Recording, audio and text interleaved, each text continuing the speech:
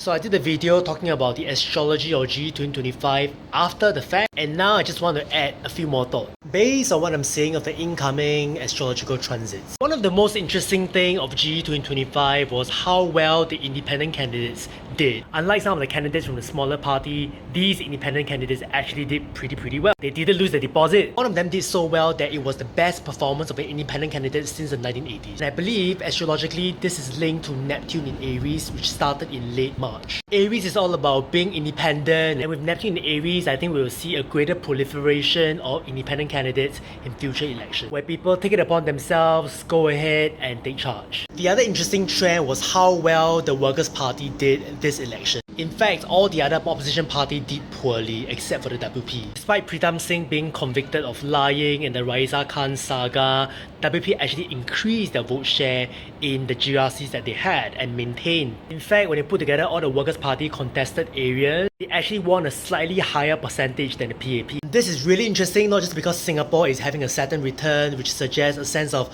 nation's maturity, also because Singapore is having a Jupiter return in the 9th house for politics. Jupiter is in Gemini, which suggests that when it comes to politics, there is a duality. Singapore also has North Node there, which means that in the long run, the duality is where the country is supposed to be going. In a few months' time, Uranus is going to enter Gemini, which again highlights that duality in politics. And it makes me wonder whether Singapore's political landscape is going to start looking like all the other mature democracies around the world, where there are two parties. Which is why I think that the WP winning all the NCMP seats is quite a big deal, because I think it would help pave the way for them to be the viable alternative in the long run. Anyway, these are just some of my thoughts, so just sharing.